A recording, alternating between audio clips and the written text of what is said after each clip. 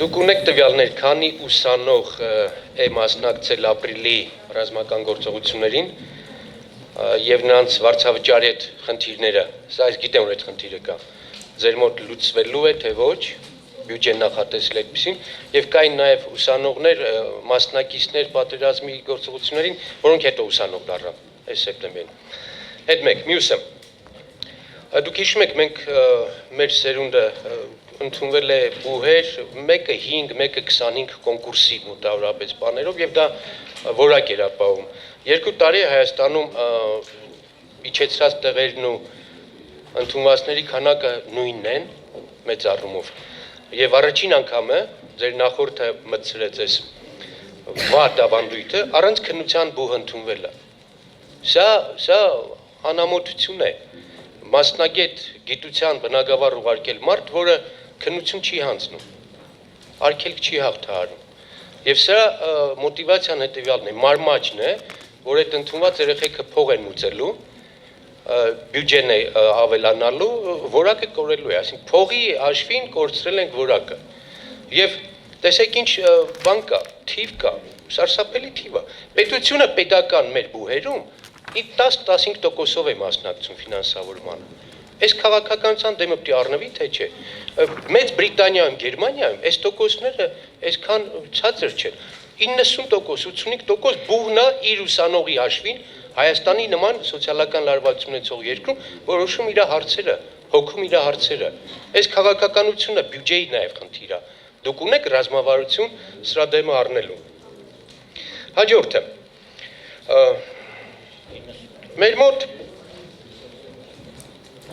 շատ տխուր պատկեր է կոռուպցիայի առումով կրթության համակարգում։ Ուրեմն տպվել է մի 2 ամիս առաջ բաց հասարակության հիմնադրամների հաշվետվությունը, որտեղ կրթության ոլորտում կոռուպցիայի վիճակն է եւ առաջարկները Հայաստանի կառավարության, ինչ պետք է անի Հայաստանի կառավարությունը կոռուպցիան կրթության համակարգում քչացնելու համար։ Այստեղ շատ հետաքրքիր տվյալներ կան, հարցվածքներ կան ուրեմն Transparency International-ի կողմից, որտեղ 60%-ը համարում է, որ կրթական համակարգ կոռումպացված է։ Ընդ որում 4-ի 5-ի մեջ է մտնում կրթությունը։ Դատաիրավական համակարգ, իրավապահ համակարգ, հետո առողջապահություն, հետո կրթություն։ Ամենակոռումպացվածները։ Ասենք 15%-ը համարում են, որ կրթության համակարգը ամենակոռումպացվածն է։ Ուսանողների 75% հարց ունելով ասում են, որ իրենց դասախոսները կոռումպացված են։ Իսկ ամենահետաքրքիր աշակերտների մեջ հարցումներ արվեն, աշակերտները գիտեք ինչ թվեր են տվել, մենակ թվերը ասեմ։ Կոռուպցիայի առկայության մասին աշակերտների 36% ասում են, որ իրենց ծնողները կաշառք են տվել մեկ անգամ։ 38%-ը հայտարարում է, որ մի քանի անգամ են դպրոցում կաշառք տվել, իսկ 26%-ը ասում է, որ պարբերաբար ուսուցիչներին կաշառք են տվել։ Եվ այդ ամենի արդյունքում այստեղ առաջարկներ կան եւ դա հարցի ձևով ես ձեզ ուղղում եմ։ Հրատապ լուծումներ, համակարգը, հանրակրթային համակարգը, ապա քաղաքականացնել։ Մյուսը բուհերի ղեկավարներին զերծ պահել քաղաքական ճնշումներից։ Այս կոնտեքստում երկու հարց։ 2% մինչև հիմա բուհերը պարտադիր,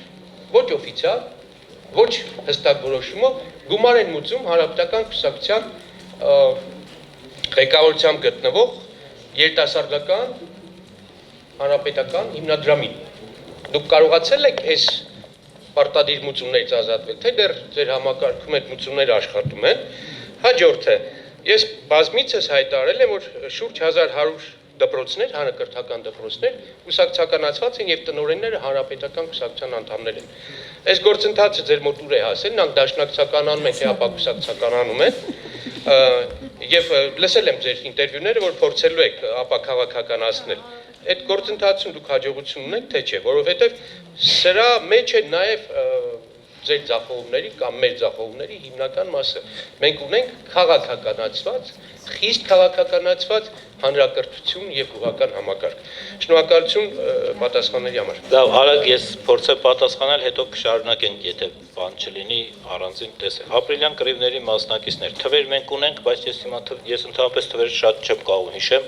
բայց հետեւյալ խնդիրն ունեմ։ Նախարարի հանձնարարական եղավ առնվազն հնարավորինս 50%-ից ավել զեղչը իրականացնել ապրիլյան պատերազմին մասնակից երեխաների։ Հիմա խնդիրը դարձել է երկրորդ մասը։ Ինչ փաստաթղթով պիտի ֆիքսվի, որ ապրիլյան կռիվներին մասնակից է։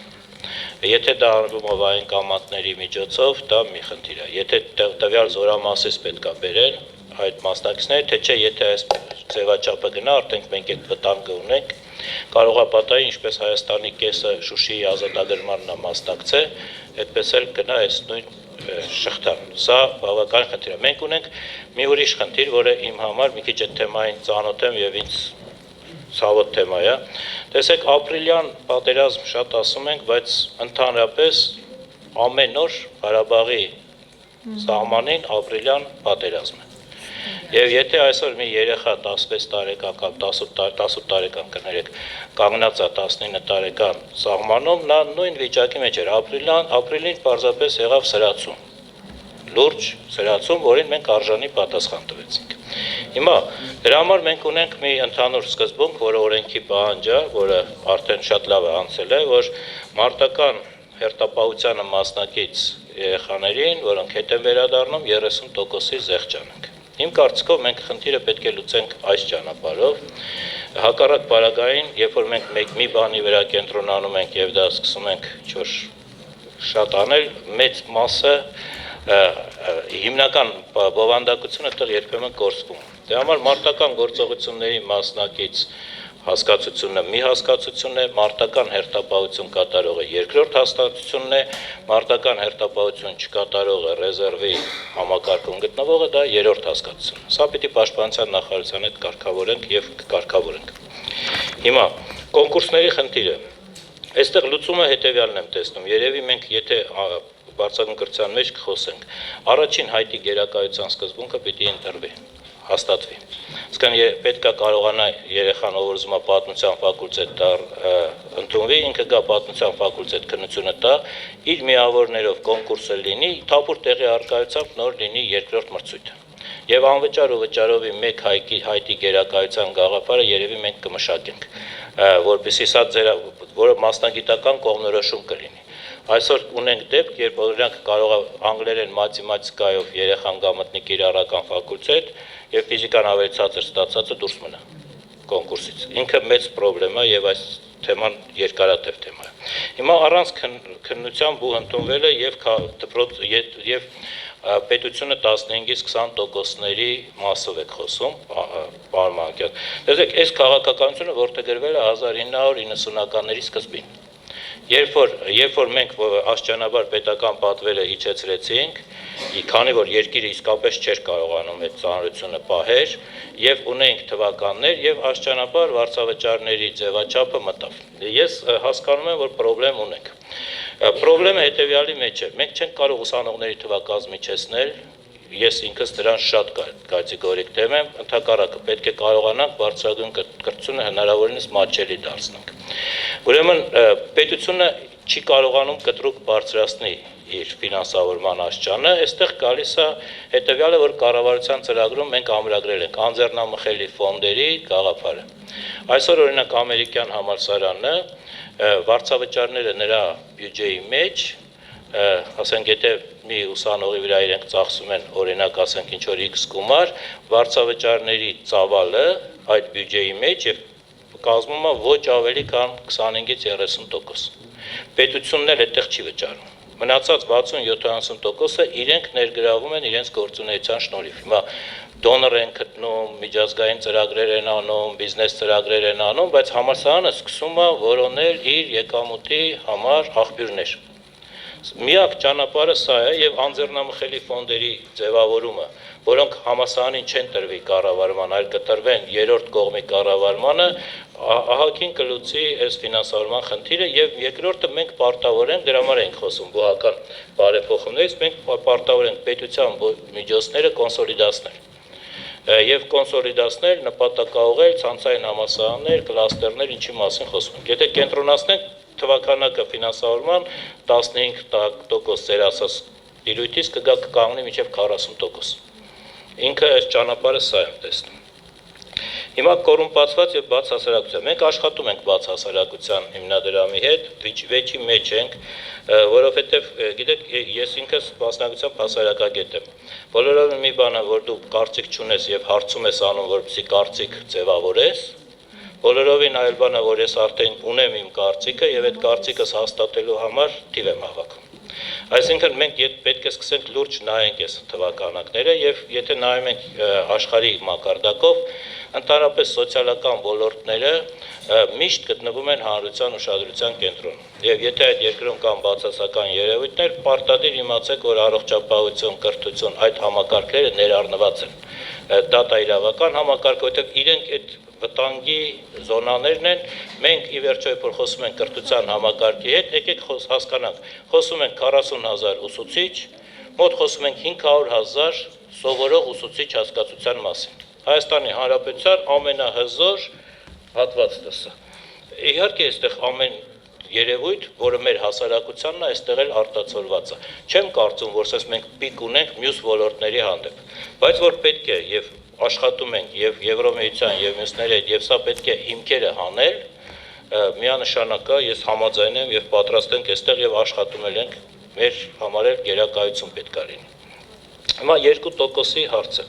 Երիտասարդական հիմնադրամի գաղափարը առաջացել է հենց նույն ուսանողներին օգնելու գաղափարախոսությունից։ Ես առաջարկում ենք մենք միասին մի օր գնանք երիտասարդական հիմնադրամ, իրենք թող ներկայացնեն, թե այդ գումարները, որ բուերը մուծում են, ինչ ուղղություններով են ծախսում, ինչի վրա են ծախսում, ինչ թափանցիկությամբ, ինչ կատեգորիաներով։ Ցանկացած հարցադրում, որ դուք ձևակերպեք, իրար հետ գնանք, ինձ էլ հայտարարել, ես չեմ եղել ինչ նշանակել, տնենք, թող իրենք դա ցուցադրեն, որովհետև իրենց երիտասարդության ասելով շոշափելիորեն օգնում են սոցիալական իրավիճակի կարգավորմանը։ Սա մյուս խնդիրն է։ Կուսակցականացման իմաստով միշտ կտրուկ դեմ եմ եղել եւ գտնում եմ, որ ընդհանրապես կրթական համակարգում ներգրաված մարդիկ պարտավոր են ունենալ գաղափարախոսական հենք, պարտավոր են ունենալ, եթե պետք է կուսակցական կողմնորոշում, բայց իրենց գործունեության մեջ իրենք իրավունք չունեն կրթական համակարգում դա օգտագործել եւ զենք դարձնել։ Հիմա ինչքանով դա պիտի անենք, հասարակության խնդիրն է, փորձենք նպաստավոր պայմաններ ստեղծենք։ Ինչպես ենք ստեղծելու, նույն բարձրագույն կրթության օրենքում, որը նախագիծը դրված է, որ բարձրաստիճան պաշտոնյաները իրավունք չունեն լինեն բուերի խորհրդի անդամներ։ Օրենսդրական հիմքերը ստեղծենք, ապահովենք անկախությունը։ Հիմա մենք դպրոցների խորհուրդներին պարտադիր հնարավորություն տվեցինք մամուլի ներկայացուցիչները մասնակցեն պարտադիր ձևով դպրոցի տնօրենի ընտրությանը, հասարակական կրթական կազմակերպությունների եւ մամուլի ներկայացուցիչները։ Ինչ հնարավորություն կա, բեռնաթափենք, վտանգը պակասացնենք, բայց